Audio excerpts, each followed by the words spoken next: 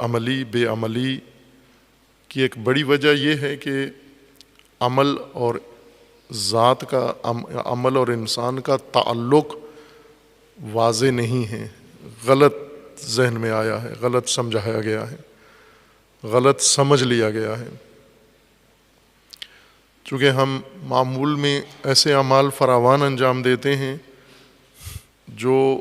جن کا اثر معاوضے میں ہوتا ہے، مبادلے میں ہوتا ہے اور کسی دوسری چیز کے اندر ہوتا ہے۔ مثلا ہم محنت مشقت کرتے ہیں تو تنخواہ میں اس کا اثر پڑتا ہے، اجر میں، اجرت میں اس کا اثر پڑتا ہے۔ بہت سارے کام ہم نے جو آپس میں معاشرت کے اندر قائم کر لیے ہیں، معاشرتی امور، انہوں نے ہمیں غلط فہمی میں ڈال دیا ہے کہ عمل کا تعلق انسان کی ذات کے ساتھ اجرتی تعلق ہے، معاوضاتی تعلق ہے یا مبادلاتی تعلق ہے، کہ عمل انسان کو اجر دلاتا ہے، معاوضہ دلاتا ہے اور مبادلہ کوئی بدلے میں کوئی چیز دلاتا ہے۔ اس سے توہم یہ پیدا ہوا ہے، غلطی یہ ہوئی ہے کہ ہم نے عمل کو انسان کی ذات سے لا تعلق کر دیا ہے، ذات پر اثر انداز نہیں ہوتا، معاوضے پر اثر انداز ہوتا ہے۔ جیسے مثلا تعلیم کے شعبے میں اگر کوئی پڑھتا ہے تو جو امتحان دیتا ہے، امتحانوں میں یہ تعلیم اثر انداز ہوتی ہے، نمبروں پہ، نتائج پہ پڑھائی اثر انداز ہوتی ہے۔ اسی توہم سے تعلیم حاصل کر کے بھی انسان ناکام ہو جاتا ہے اور تعلیم میں سستی سے بھی ناکام ہو جاتا ہے۔ سستی بھی اسی وجہ سے ہے، ناکامی بھی اسی وجہ سے ہے۔ تعلیم ایک عمل ہے، تعلم ایک عمل ہے، علم لینا اور علم دینا عمل ہیں دونوں۔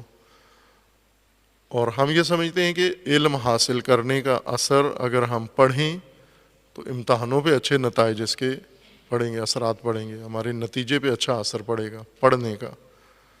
اور اگر نہیں پڑھا تو نتیجے سے مراد یعنی جو ظاہری امتحان لیا جاتا ہے اور ہمیں معاوضے کے طور پر بدلے میں نمبر دیے جاتے ہیں، ان نمبروں پر اس کا اثر پڑے گا، یا کم ہو جائیں گے یا زیادہ ہو جائیں گے۔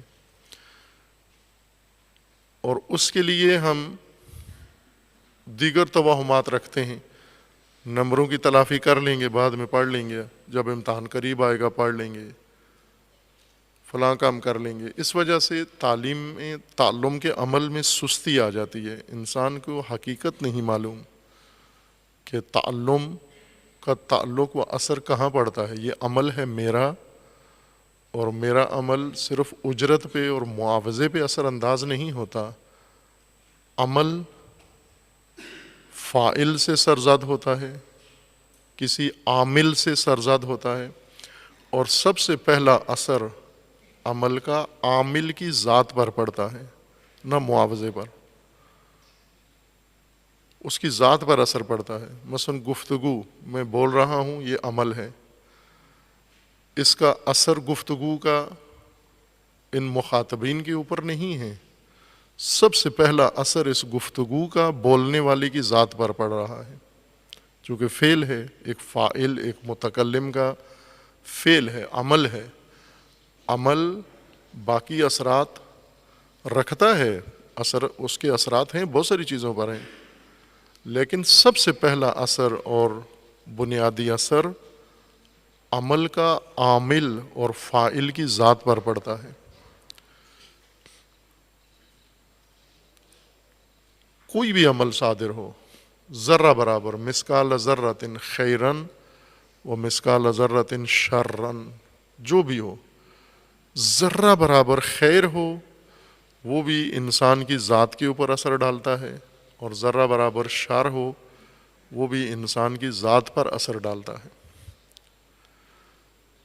خوب ہم دونوں کو مطلب کو آپس میں اگر ملائیں کہ تقوی عمل کی ماہیت پر اثر انداز ہے، تاثیر تقوی کی عمل کی ذات پر ہوتی ہے، اور عمل کی تاثیر انسان کی ذات پر ہوتی ہے۔ ہم تقوی کی نسبت بھی لاپرواہ ہیں اور عمل کی نسبت بھی لاپرواہ ہیں۔ بے لگام کیوں ہیں ہمارے اعمال؟ بلا معیار کیوں ہیں ہمارے اعمال؟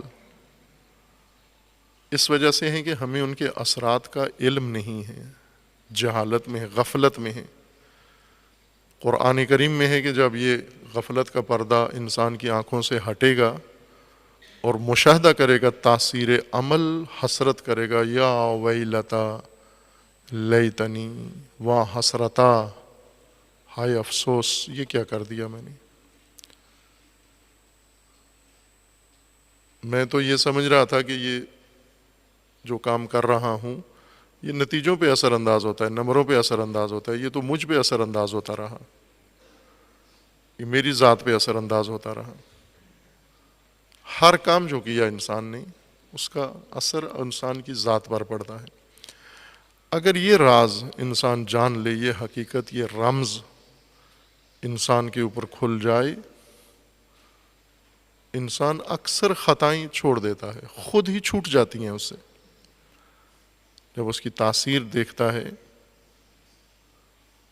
ہم عموماً نقصانات والے کام نہیں کرتے، یہی جو توہماتی تفسیر ہے ہماری کہ عمل صرف معاوضے پر اثر انداز ہوتا ہے اور معاوضوں میں جہاں نقصان ہو رہا ہو وہاں ہم نہیں جاتے۔ آپ کاپی خریدتے ہیں، اگر تھوڑی سی مہنگی لگ رہی ہو یا مواد ناقص ہو تو واپس کر دیتے ہیں کہ نقصان ہے اس میں میرا۔ بس نقصان تو پسند نہیں کرتے ہم، لیکن یہ نہیں معلوم کہ نقصان ہو رہا ہے یا نہیں، اس طرف دھیان نہیں ہے، اور کہاں ہو رہا ہے۔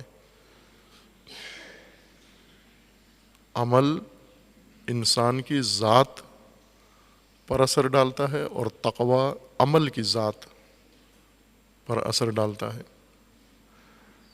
اس بنا پر تقوی انسانی اعمال کی بنیاد ہے۔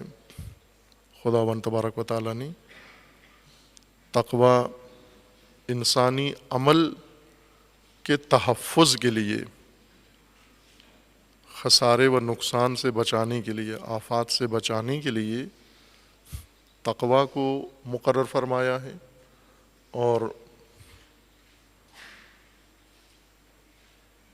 تقوی سے جب عمل میں قدر آ جاتی ہے، اس عمل سے انسان کی ذات میں قدر پیدا ہوتی ہے، اور یہ انسانیت کی تعریف کے زمرے میں آتا ہے۔ جس کو خدا نے انسان کہا ہے